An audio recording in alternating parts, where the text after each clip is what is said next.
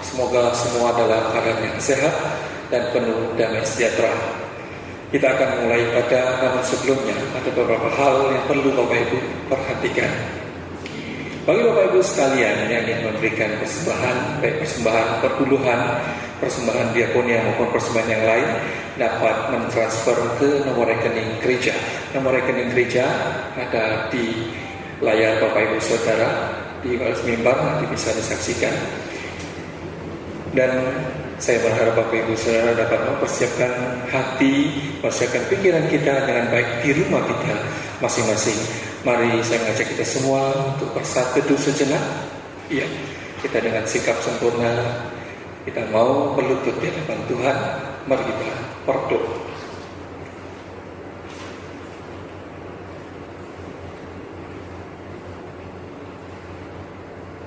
Amin.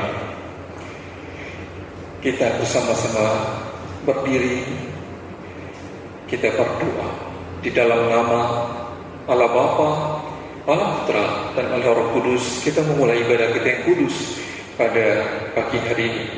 Kita bersama-sama menaikkan sebuah pujian yang terambil dari PPR nomor 26. Rajakanlah Yesus.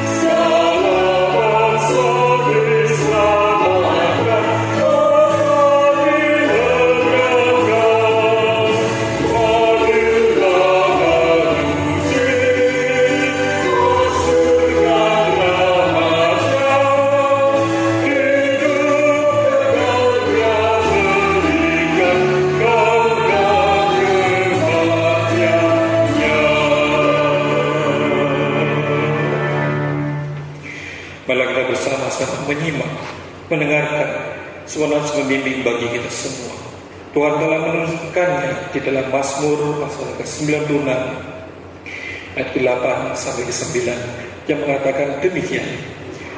Berilah kepada Tuhan kemuliaan namanya, bawalah persembahan dan masuklah ke pelatarannya. Sujudlah menyembah kepada Tuhan dengan berhiaskan kekudusan. Gemetarlah di hadapannya, hai segenap bumi. Itu adalah pembimbing bagi kita semua untuk masuk dalam ibadah kita yang kudus pada pagi hari ini. Yang berikutnya kita akan bersama-sama kita kembali menaikkan sebuah pujian dari PPR 36 yang mengatakan lemah lembut suara Yesus memanggil.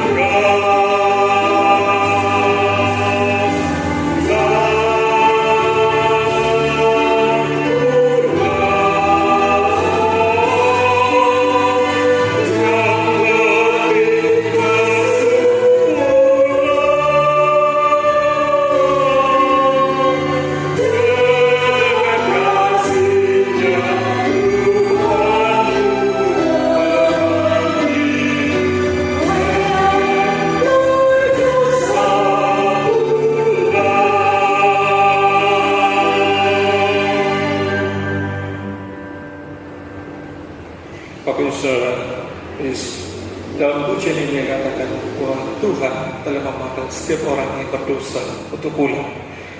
Saya mengajak Bapak Ibu Saudara sekalian di tempat kita masing-masing, di rumah kita masing-masing, dengan satu sikap berdoa dan sungguh-sungguh mau berdoa untuk menebus segala dosa dan kesalahan kita di dalam ampunan. Saya akan memimpin kita bersama untuk masukkan doa kita, doa pengakuan dosa. Mari kita berdoa.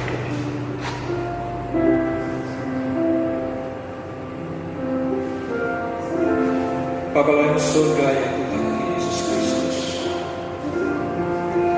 Bapa yang kami kenal di dalam nama Putramu Yesus Kristus, Bapa yang disembah oleh Israel, Abraham, Yakub, Bapa yang memberi pengampunan kami, melalui karya Yesus Kristus, Anak-Mu yang tunggal di atas kayu salib, yang bangkit dari antara orang mati. Bapa yang surga ya Tuhan, pada pagi hari ini kami bersama seluruh jemaat-Mu di tempat ini menaikkan doa pengakuan dosa. Kami bersama-sama mengakui segala dosa dan kesalahan kami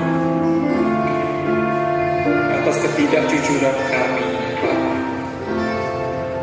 Kadangkala kami bahkan tidak menyadari hal-hal yang kami lakukan adalah salah, tapi kami mencoba membenarkan diri kami, membenarkan segala tingkah laku yang kami lakukan dengan segala firman yang kami baca, dengan segala ayat yang kami kenal, ya Bapak, seolah-olah kami adalah orang yang salah. Bapak surga itu, kami adalah orang-orang Kristen yang sekian lama mengikut Engkau, sekian lama mendapatkan khotbah tentang kebenaran firman Tuhan. Setelah banyak membaca tentang firman, tetapi hanya sedikit yang kami pahami, hanya sedikit yang kami lakukan. Ketika kami tidak mampu dan tidak mau mengasihi orang-orang sekitar kami berdosa.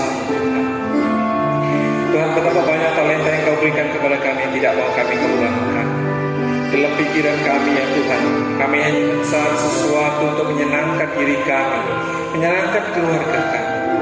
Bapa yang surga ya Tuhan, seringkali kami tidak membawa kemuliaan bagi nama Tuhan. Kami menjadi batu sandungan di tengah-tengah masyarakat. Kami tidak pernah merajakan Tuhan dalam hidup kami. Kami seringkali memerintah Tuhan untuk memenuhi segala keinginan kami ya Bapa. Kami tampil seolah-olah kami adalah orang saleh. Kami adalah orang yang sungguh berdosa. Tuhan, tidak cukup waktu bagi kami untuk berdoa, untuk mengakui segala dosa kami terlalu dalam, terlalu luas dan lebar. Bapa yang surga ya Tuhan, tapi Allah adalah Allah yang penuh kasih, Allah yang tangannya selalu terbuka menanti kami untuk pulang, Allah yang tangannya selalu terbuka untuk mendekat kami ketika kami berjalan menuju ke arah pertobatan yang benar. Terima kasih ya Tuhan, terima kasih.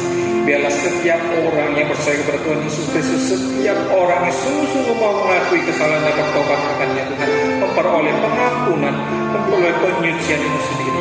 Terima kasih Bapa. Kami berdoa berserah dalam satu nama, itu Tuhan Yesus Kristus ya Bapa. Engkau sendiri akan menjawab dan mengampuni sesuai dengan kehendak dan dosa. Haleluya. Amin. Bapak Ibu Saudara,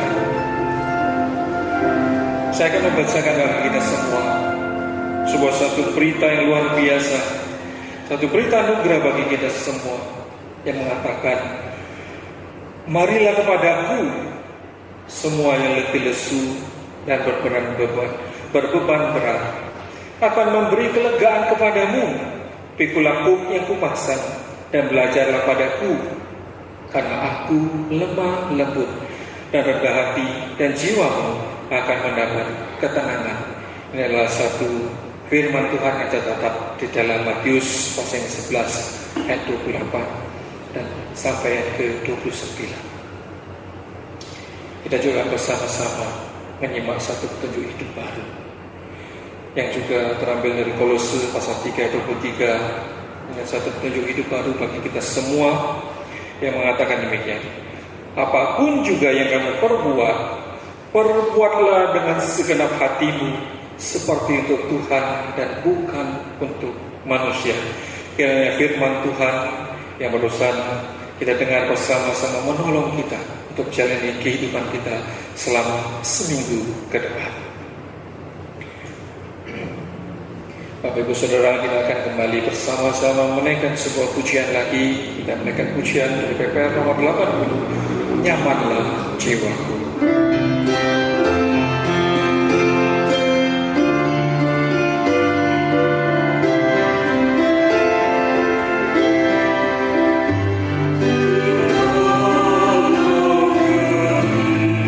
Oh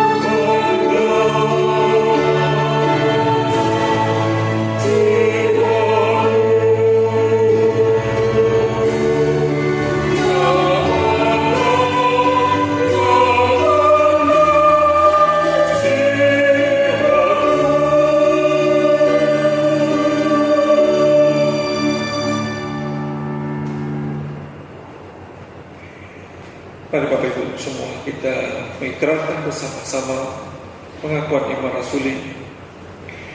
Aku percaya kepada Allah, Bapa yang Maha Kuasa, Khalik langit dan bumi, dan kepada Yesus Kristus, Anak yang tunggal Tuhan kita, yang dikandung dari Roh Kudus, lahir dari anak darah Maria, yang menderita susah, di bawah pemerintahan Pontius Pilatus, disalibkan, mati dan dikuburkan, turun ke dalam kerajaan.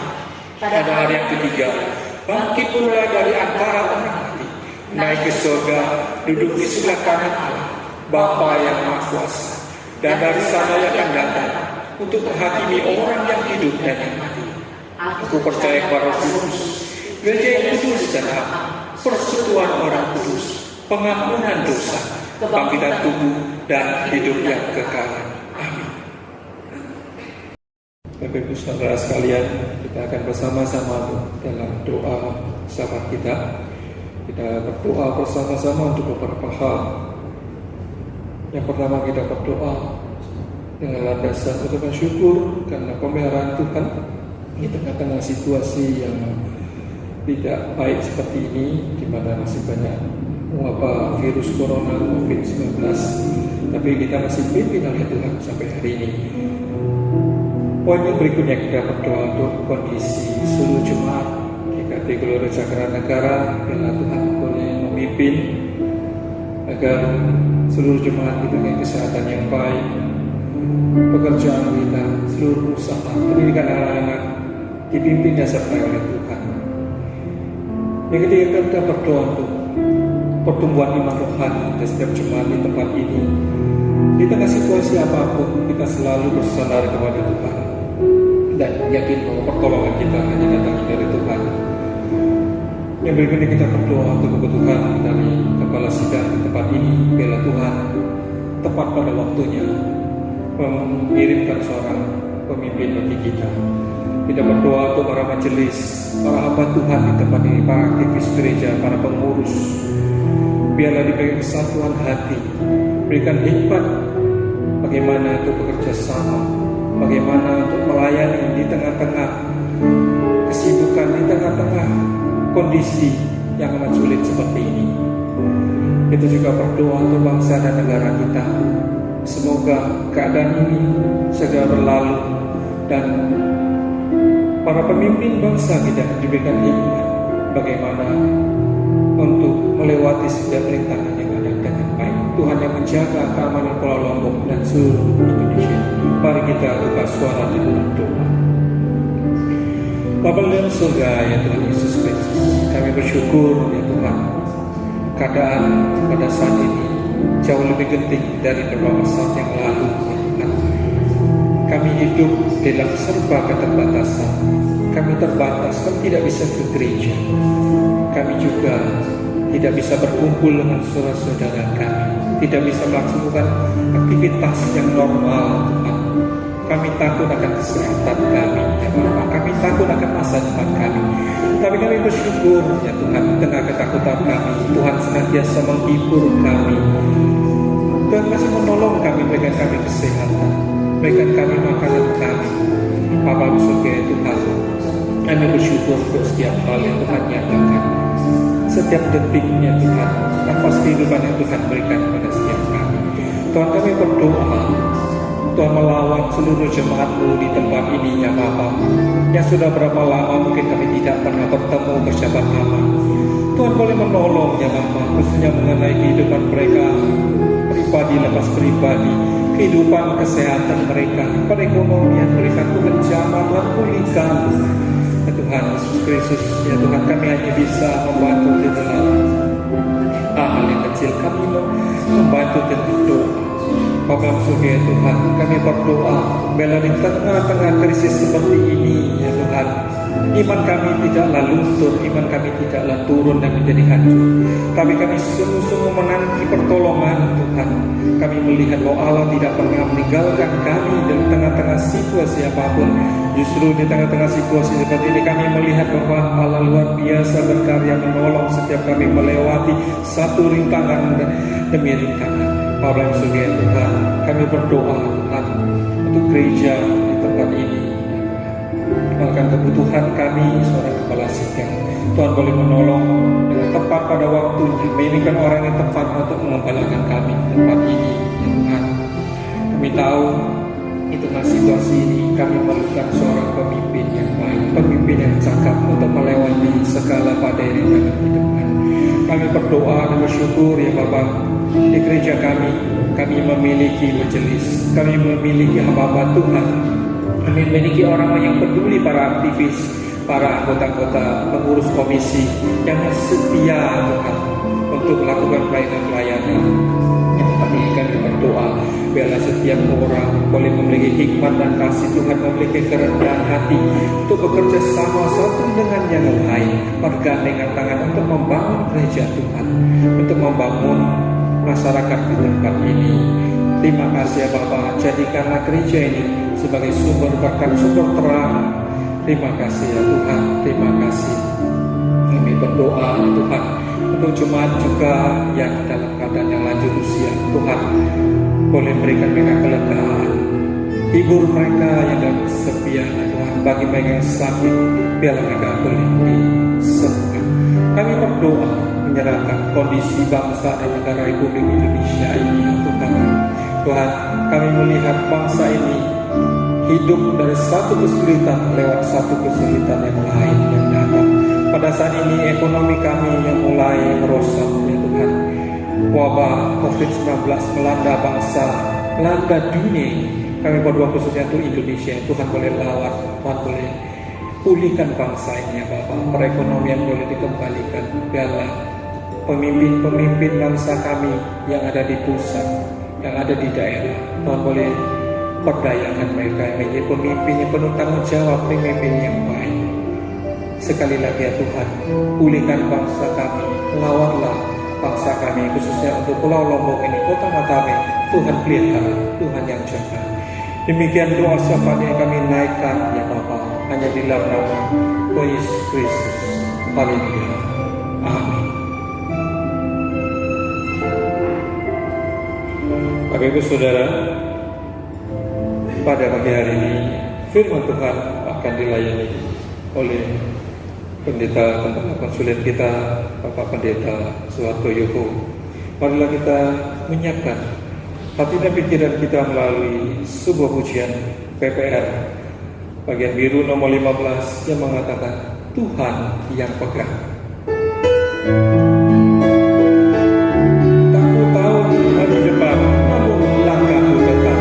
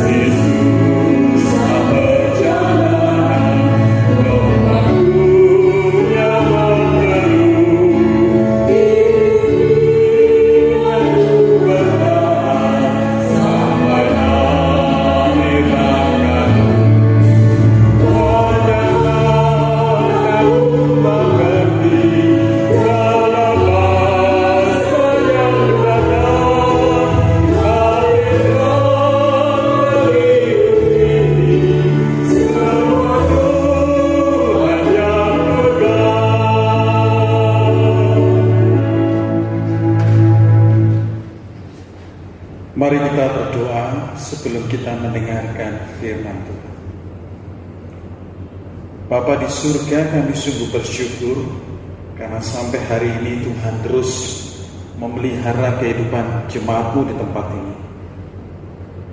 Dalam situasi kami sedang berperang melawan virus COVID-19, kami tetap membutuhkan persekutuan dengan Tuhan, membutuhkan perjumpaan dengan Tuhan, agar kami diberikan terus kekuatan, penghiburan untuk melewati masa-masa ini. Saat ini kami akan mendengarkan firman-Mu, kiranya Tuhan memberkati setiap kami. Dimanapun kami berada, biarlah kuasa firman Tuhan kami alami. Di dalam nama Tuhan Yesus, kami sungguh berdoa dan berserah. Amin. Jemaat yang saya kasih di dalam Tuhan, mari bersama-sama kita membuka firman Tuhan yang pada pagi hari ini saya ambil renungannya dari Matius pasal 5 ayat 41. Matius pasal 5 ayat 41. Satu ayat saja. Matius pasal 5 ayat 41. Jemaat sekalian bisa membuka di rumah dan kita akan membaca bersama-sama. Matius pasal 5 ayat 41. Kita baca bersama-sama. 1, 2, 3. Dan siapapun yang memaksa engkau berjalan sejauh 1 mil, berjalanlah bersama dia sejauh 2 mil. Dunia ini selalu dipenuhi dengan pengelompokan-pengelompokan yang berdasarkan kualitas-kualitas. Kalau kita melihat di sekitar kita, melihat satu barang itu seringkali digolongkan dengan, oh barang ini barang asli, oh barang ini barang KW1, KW2 dan sebagainya. Kalau kita melihat rumah sakit juga demikian. Kalau kita ke rumah sakit ada kelas 1, kelas 2, kelas 3, kelas VIP, kelas VVIP dan sebagainya. Lalu kalau kita melihat dunia sekolah pun demikian. Ada sekolah unggulan, bahkan ada sekolah itu digolongkan, ini kelas A, kelas cepat, ini kelas B, ini kelas lambat. Nah, dunia di sekitar kita ini menggolongkan berdasarkan kualitas-kualitas. Di dalam kehidupan orang Kristen pun seharusnya demikian. Kita jangan memiliki hidup yang kosong. Kita jangan memiliki hidup yang tidak ada kualitasnya. Kita harus memiliki hidup, dan hidup itu harus berkualitas. Musa pernah berkata, masa hidup kami rata-rata 70-an atau lebih. Tetapi yang penting di dalam bagian ini bukan 70 atau 80-an, tetapi adalah hidup yang berkualitas. Mungkin jemaat masih ingat, masih hafal usia Tuhan Yesus ketika meninggal kemarin berapa? Nah, coba diskusi sama istrinya. Berapa usia Tuhan Yesus? 33 sekian, ya, 33 setengah begitu ya. Tetapi dalam usia yang sedemikian, Tuhan Yesus berkata, sudah selesai, sudah cukup, sudah final. Jadi di sini menunjukkan bahwa hidup yang berkualitas itu bukan ditunjukkan dengan umur yang panjang, tetapi bagaimana kita bisa mengisi dengan hal-hal yang memuliakan nama Tuhan, yang menyenangkan nama Tuhan. Bahkan yang lebih penting adalah ketika kita mengerti misi apa yang harus kita lakukan ketika kita di dunia ini. Di dalam bagian ini Tuhan Yesus sedang berbicara membandingkan antara dirinya dengan hukum Taurat. Dan orang-orang Kristen pada saat itu, murid-murid Tuhan, harus taat kepada apa yang dikatakan oleh firman Tuhan. Kita tahu bahwa Tuhan Yesus datang ke dalam dunia ini bukan untuk meniadakan Taurat, tetapi untuk menggenapi hukum Taurat. Nah, kata menggenapi di sini itu artinya memberi makna yang baru. Menggenapi. Jadi hukum Taurat itu tidak dibuang, tetapi diberikan makna yang baru. Pagi hari ini saya akan mengajak kita untuk merenungkan hidup yang berkualitas. Versinya Tuhan Yesus itu apa? Dari Matius pasal 5 ayat 41 ini kita akan belajar dua sikap hidup yang berkualitas itu. Yang pertama, hidup yang berkualitas itu adalah hidup yang membuang sikap dendam. Hidup yang berkualitas itu adalah sikap yang membuang sikap dendam. Saudara-saudara, kalau kita perhatikan di dalam ayat 28 sampai 42, Tuhan Yesus sedang mengajar bahwa para murid itu tidak boleh membalas kejahatan dengan kejahatan. Di dalam ayat 41 yang mengatakan kalau ada orang memaksa engkau berjalan 1 mil, kamu harus berjalan 2 mil. Ini punya latar belakang. Nah, pada zaman itu tentara Romawi itu seringkali membawa barang-barang dari satu kota ke kota yang lain. Ketika mereka membawa barang dari satu kota ke kota yang lain, kadang-kadang mereka itu mengalami kelelahan. Tetapi juga ada tentara Romawi yang boleh dikatakan kejam, yang boleh dikatakan seringkali seenaknya sendiri memaksa orang-orang Yahudi yang dia jumpai di pinggir-pinggir jalan atau dalam perjalanan mereka menjumpai orang Yahudi untuk mengangkut barang-barang ini. Mereka memaksa orang-orang Yahudi menjadi kuda beban atau keledai beban untuk mengangkut barang-barang itu dengan paksa. Kenapa tentara Romawi melakukan itu? Ingat, pada zaman itu orang-orang Yahudi dijajah oleh bangsa Romawi. Jadi dengan seenaknya sendiri orang-orang atau tentara Romawi ini memaksa orang-orang Yahudi. Mungkin jemaat masih ingat di momen kesengsaraan Tuhan Yesus di dalam Markus 15 ayat 21. Di sana ada seorang dari Kirene yang dipaksa untuk memikul atau membawa salib Yesus. Siapa? Simon dari Kirene. Nah, contoh-contoh seperti itu. Jadi ketika orang-orang Yahudi ini dipaksa, diperintahkan, yang sebenarnya mereka tidak mau, mereka harus mau. Mungkin dengan hati yang marah mereka melakukan itu semuanya. Tetapi firman Tuhan mengatakan di dalam bagian ini, kalau ada orang memaksa engkau berjalan 1 mil, jalanlah 2 mil. Ini hendak berbicara engkau harus melakukan itu dengan sikap tidak boleh dendam, tidak boleh dengan amarah. Suatu ketika ada cerita di sebuah perumahan.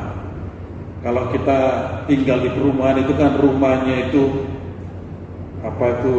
berjajar, kemudian ada tetangga kanan, ada tetangga kiri.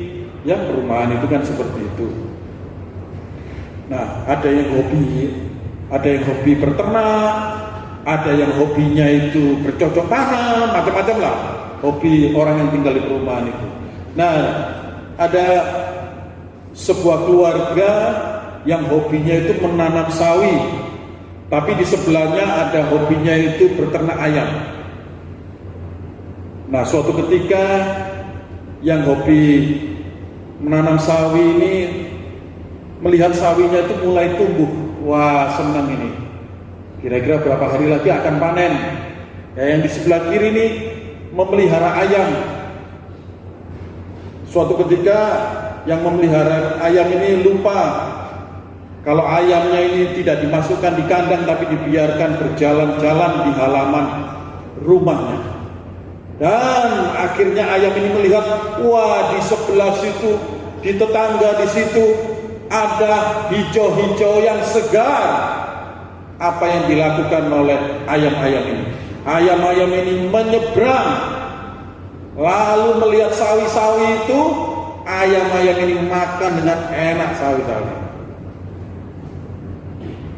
Nah, yang punya sawi ini lihat, loh, sawinya kok sudah rusak semua. Lalu dia lihat, oh ini ayam ini. Lalu dia bawa pentungan gitu ya. Dia kejar ayam itu betul. Akhirnya ayamnya itu pingsan, seperti kayak goyang-goyang. Ketika goyang-goyang ini, ayamnya dilempar ke tetangga yang punya ayam, dilempar ke tetangga ayam. Ayamnya masih kejut-kejut goyang-goyang. Nah, yang punya ayam ini pulang dari pasar. Dia lihat, loh, ayamnya kenapa ini? Dia lihat, ada lukanya ini. Dia lihat, kok sepertinya dekat dengan pembatas tembok di mana tetangga yang suka menanam sayur ini. Tapi dia biarkan, waduh, ayamnya masih kejat-kejat, masih gerak-gerak. Wah, kalau ayam masih gerak-gerak ini berarti masih ada nyawanya. Kalau masih ada nyawanya, boleh dimakan. Saya bukan makan ayam mati, tetapi ayam yang hidup. Nah, akhirnya apa? Mereka akhirnya ambil ayam itu, karena masih bergerak-gerak, masih ada nyawanya, dia potong ayam itu. Ya, dia potong ayam itu, lalu ayam itu dimasak menjadi opor ayam. Masak opor ayam. Dan opor ayam ini diberi juga tetangga yang punya sawi tadi, diberi opor ayam. Ketika diberikan opor ayam ini, tetangga yang punya sawi ini berpikir, loh, tetanggaku kok masak opor ayam. Lalu dia telepon, dia yang memberikan itu kan pembantunya, dia telepon, "Ci, terima kasih ya, tadi baik sekali, aku diberi opor ayam." "Oh iya Ci, iya, ayam tadi itu ayam yang ayam kesayangan saya, cuma tadi itu sepertinya ada yang mukul ayam itu, tapi masih hidup kok. Tadi saya potong, Ci, enak itu opor ayamnya itu resep leluhur yang cobaan, Ci." Lalu yang punya sawi ngomong, "Aduh, tadi itu kan yang mukul ayamnya itu kan saya ya. Saya mukul ayamnya diberi opor ayam. Saya membunuh ayamnya diberi opor ayam. Waduh, saya merasa bersalah." Bapak Ibu sidang jemaat yang dikasihi oleh Tuhan, walaupun yang punya ayam ini tidak tahu siapa yang membunuh atau yang melukai ayamnya tadi, tetapi dia mencoba memberikan kebaikan kepada tetangganya. Dan lihat, tetangganya ini merasa dirinya bersalah, merasa dirinya berdosa. Inilah sebenarnya gambaran contoh, kalau kita diperlakukan tidak baik oleh orang lain, sebaiknya kita membalasnya jangan dengan dendam, tetapi dengan kebaikan. Kalau kita membalas dengan kebaikan, saya yakin orang itu akan gelisah hatinya, orang itu akan menyesal, dan orang itu akan sadar. Ada kata-kata yang seringkali kita dengar ya, kalau kejahatan dibalas dengan kejahatan, itulah duniawi. Tetapi kalau kebaikan dibalas dengan kebaikan, itulah manusiawi. Tetapi kalau kejahatan dibalas dengan kebaikan, itulah yang ilahi. Hidup yang berkualitas adalah hidup yang melakukan kebenaran-kebenaran firman Tuhan yang ilahi itu tadi, yang seperti dikatakan oleh Tuhan Yesus, kalau ada orang maksa kamu untuk berjalan, kamu lakukan, karena itulah yang ilahi. Bahkan Tuhan Yesus sendiri mengajarkan, kasihilah musuhmu, berdoalah bagi mereka yang menganiaya kamu. Bahkan Tuhan Yesus mengajarkan juga di dalam doanya, ampunilah mereka ya Bapa. Ampunilah kami seperti kami mengampuni orang yang bersalah kepada kami.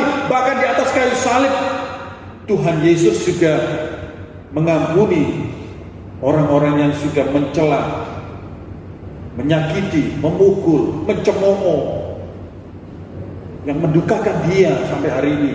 Seperti saya dan saudara yang masih sering mendukakan, Tuhan pun tetap mengampuni. Inilah hidup yang berkualitas, yaitu hidup yang membuang sikap dendam. Yang kedua yang diajarkan oleh Tuhan Yesus, perhatikan di sini. Firman Tuhan mengatakan, dan siapapun yang memaksa engkau berjalan 1 mil, berjalanlah bersama dengan dia sejauh 2 mil. Berjalan 1 mil, disuruh berjalan bersama dia 2 mil. Nah, ini maksudnya itu begini. Hidup yang berkualitas itu adalah melakukan perbuatan baik melebihi kewajiban.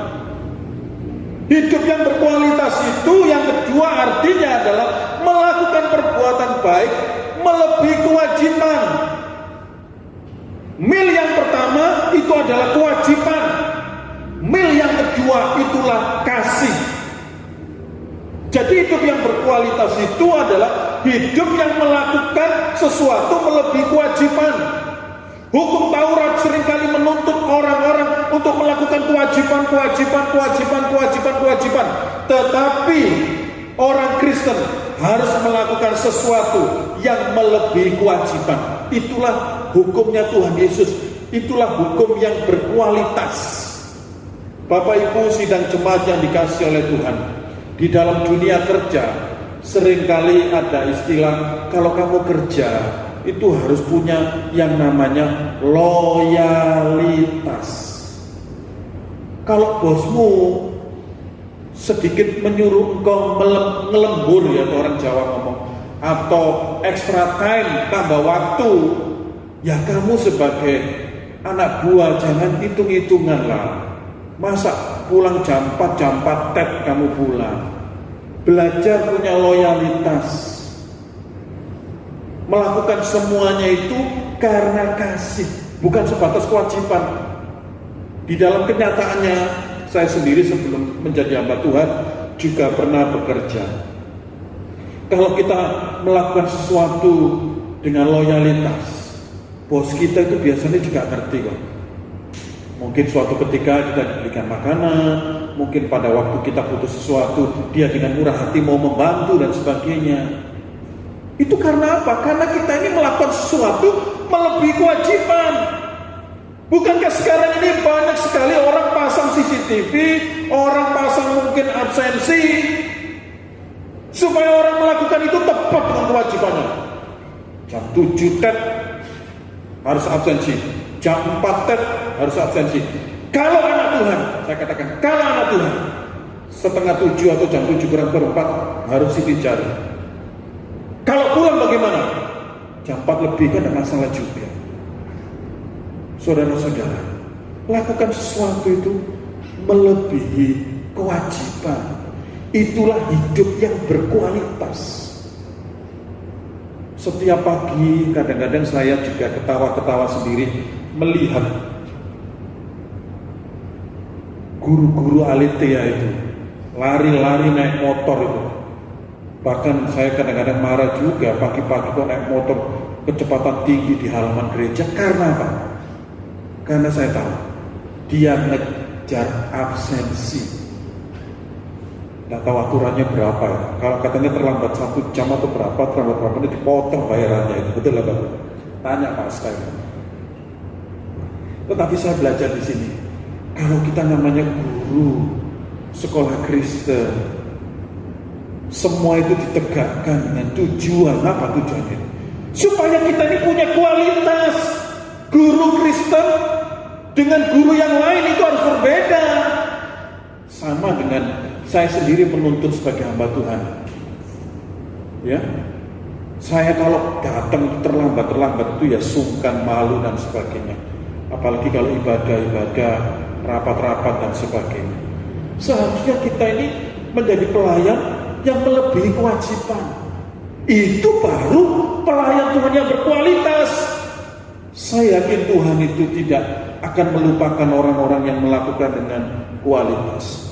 Efesus pasal 6 ayat 5 sampai 7. Di sana dikatakan bahwa firman Tuhan mengatakan, hai hamba-hamba, lakukan sesuatu melebihi kewajiban supaya Tuhanmu itu senang. Melakukan melebihi kewajiban bukan karena diiming-iming bonus, bukan, tetapi semua itu panggilan karena engkau adalah anak Tuhan yang mempunyai kasih.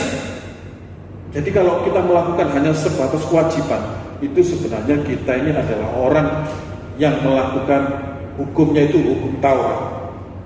Tetapi kalau kita melakukan sesuatu melebihi kewajiban kita, itulah orang yang melakukan dengan hukum kasih, yaitu hukumnya Tuhan Yesus sendiri.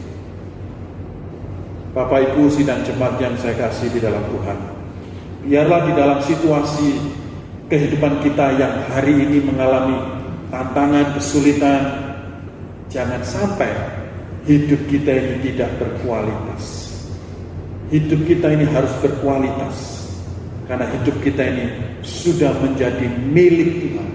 Kalau Tuhan Yesus sudah bangkit, menyediakan tempat buat kita di surga, maka hidup saya dan jemaat sekalian seharusnya hidup yang berkualitas, karena hidup kita milik Tuhan. Biarlah kita menyerahkan segala pergumulan kita ke dalam tangan Tuhan. Mari bersama-sama kita tetap setia kepada Tuhan.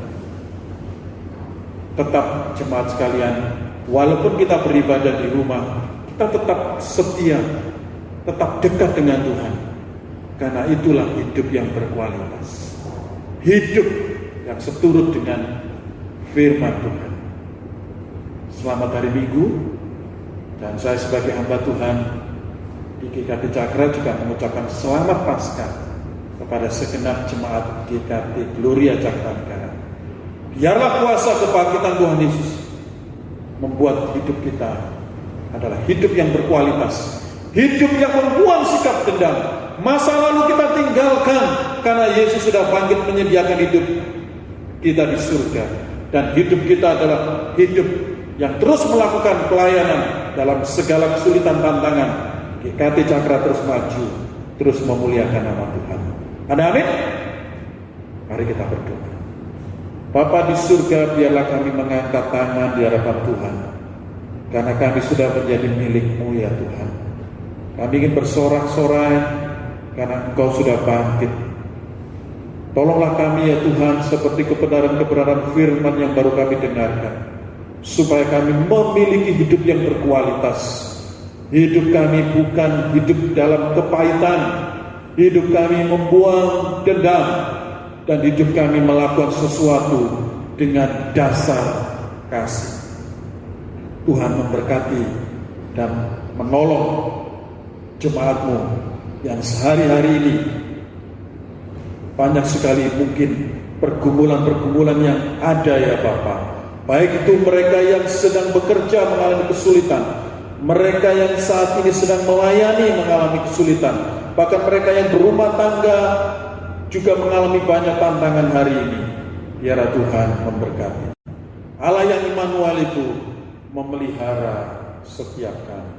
Di dalam nama Tuhan Yesus kami berdoa dan berserah. Amin.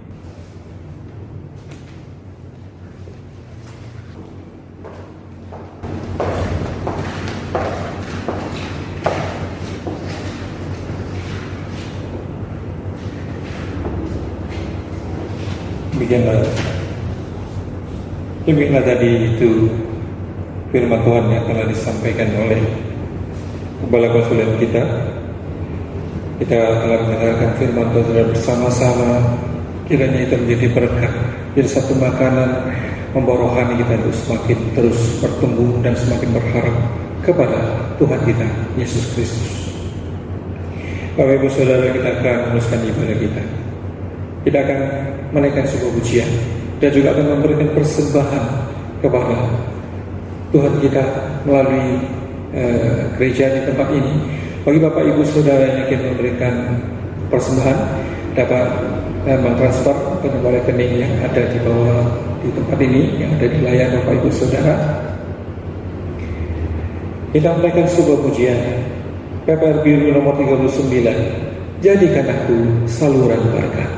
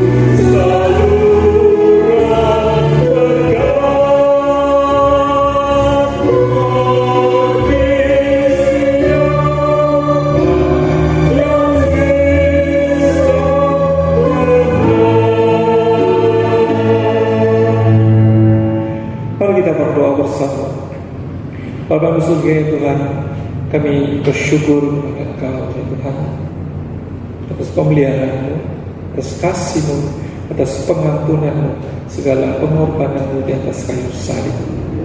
Bapa di surga ya Tuhan, biarlah ketika kami hidup di dalam kelimpahan, kami hidup dalam ketidakkekurangan, kami boleh belajar memberi ya Bapa, bukan sekedar untuk menjalankan perintah Tuhan.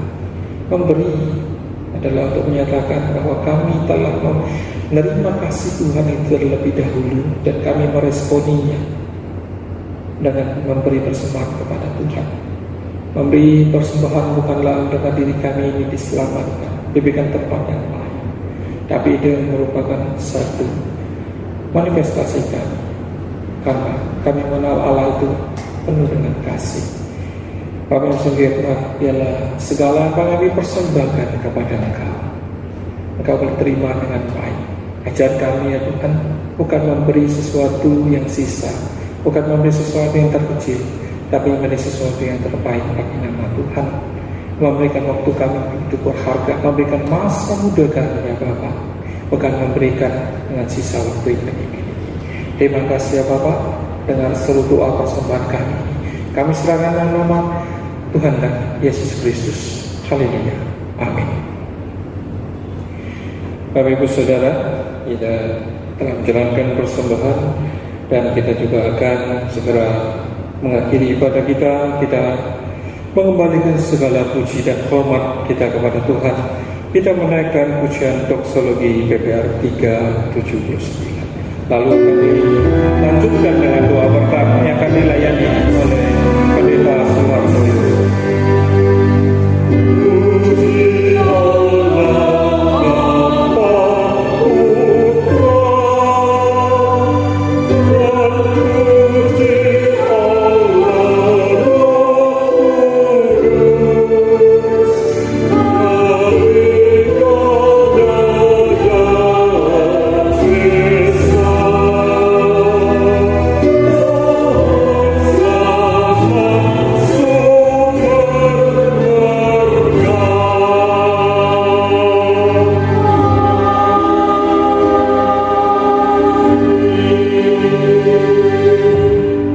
Jemaat yang mengasihi Tuhan, arahkanlah hatimu kepada Tuhan dan terimalah berkat Tuhan.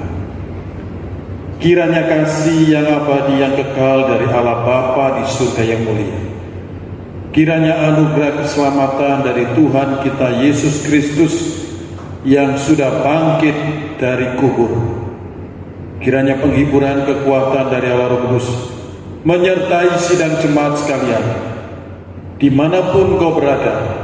Pemeliharaan, penghiburan, kasih-Nya dinyatakan di dalam hidup.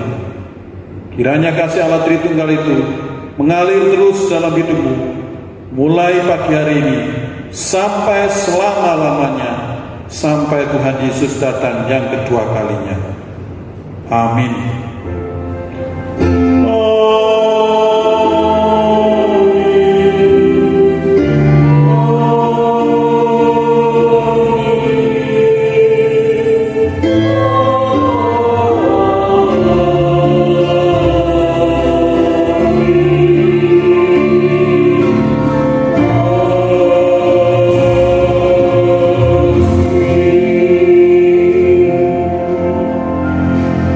Kita selesai sempat dapat mengambil saat teduh masing-masing. Ada sedikit pengumuman apabila nanti ada info atau pengumuman warta selanjutnya akan disampaikan oleh kemajelisan via sekretariat gereja yang akan disampaikan secara online kepada Bapak Ibu lewat alat telekomunikasi yang dimiliki oleh Bapak Ibu sekalian. Demikian info dari kami. Tuhan memberkati kita sekalian.